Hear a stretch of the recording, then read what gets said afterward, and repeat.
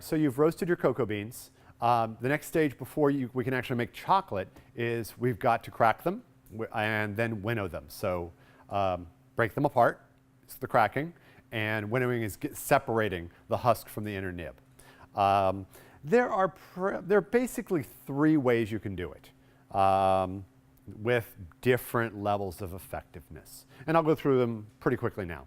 The first, which actually I don't recommend, it's a real bootstrap method and it's got some issues, is using a rolling pin. I'd actually tried it 10 years ago and I didn't like the results. And since then, a couple years ago, I've been shown a couple of videos of somebody using a rolling pin, and I didn't really like it, but I came back and revisited it, and I want to show you why I don't particularly care for it. Okay, so but after the rolling pin, the way I actually do prefer to crack is with the Champion juicer. It actually does a nice double duty. You can crack with it and you can make liquor with it. And so that's mostly what we're going to do right now.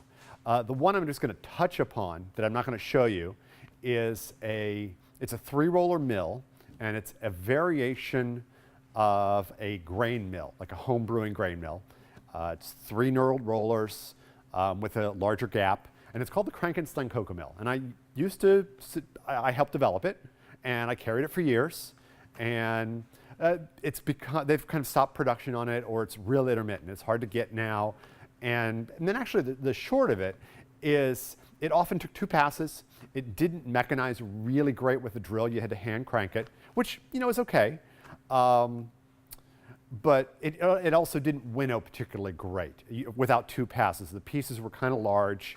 They didn't like to blow with a blow dryer fantastically. They did pretty good, but especially with the 2 automated winnowers that I produced, the Sylph, the smaller one, and the larger Ether. Those large pieces just want to drop through. They just don't separate really well. So I moved away from the cocoa mill, and at that point, or at this point currently, it's basically the same price as the Champion. And as you'll see, the Champion moves the cocoa beans through much faster and more effectively. So anyway, let's do cracking in with a rolling pin here. So I'm doing just maybe, there's about a ½ pound in here. I've tried some larger amounts and it gets even just exponentially harder. So anyway, there's nothing fancy about this. It's get in here.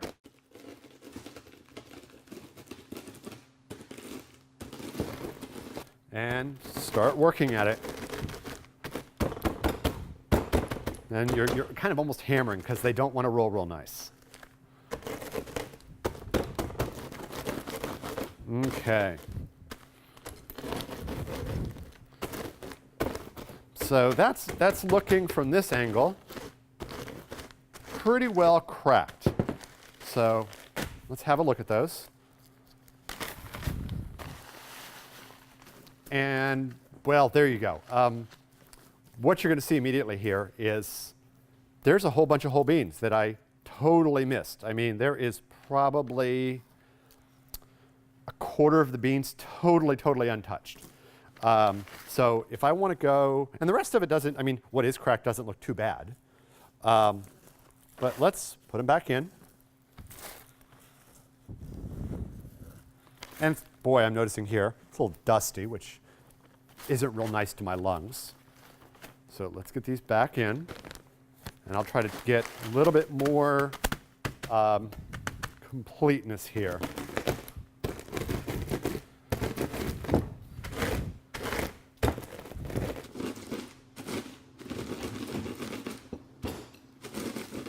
Get a couple of those.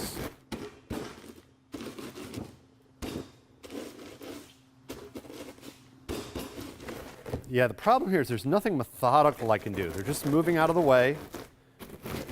I'm really just kind of having to wail on them a bit. These ones in the corner don't want to go.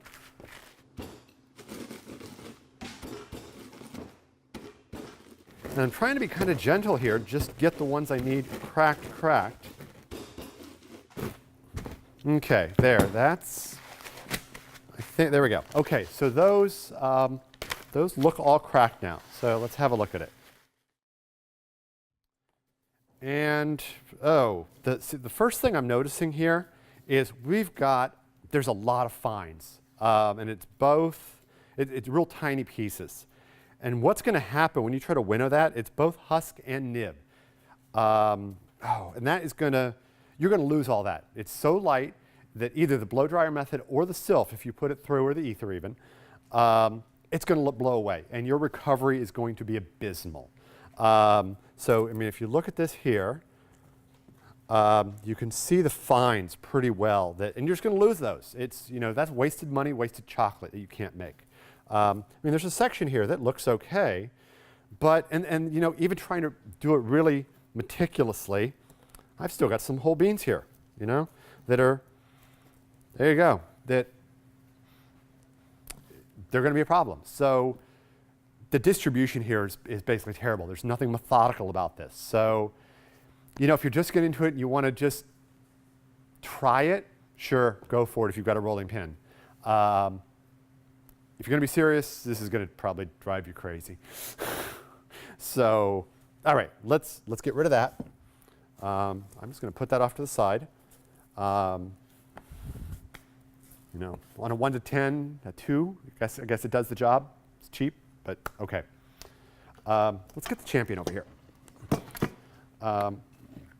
So what I've done here is, so it's the champion juicer. Very specifically, I want to show you, it is missing its screen down here. So that's the important part. It's got to keep this guard on because there's a magnetic switch in here that it won't turn on without that bottom piece in place. So you got to have that. And really, this will self-feed. We've got the auger in here. Here we go. Hang on. Looks like this. Little serrated teeth. It'll grab it. It'll pull it through. And you do just nothing more. You don't really have to push this. It'll hand feed. I may have to block a little bit until some nibs catch up, but we'll run through this bowl and you'll see the consistency here. All right?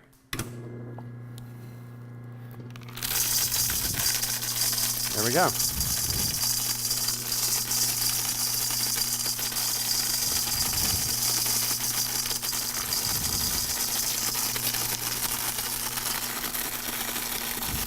And there we go. It's starting to catch. I don't have to worry about catching the nibs. It is just feeding through.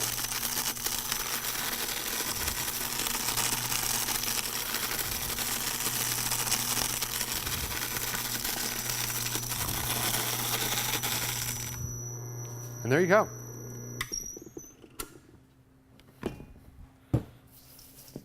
It cracks. The really nice part about this is it makes the nibs and the husk really even, which means you're going to get a really good separation with a constant airflow. Just makes your work a lot easier later on. Aside from that, you can see it's really fast. I think that was less than a minute. I wasn't timing it. So there you go. That is cracked. We can now take this over. We'll do both some of this. We'll take some of this over and hand winnow it with a blow dryer right out of the bowl. And we'll also run some through the small sylph winnower. All right, thanks.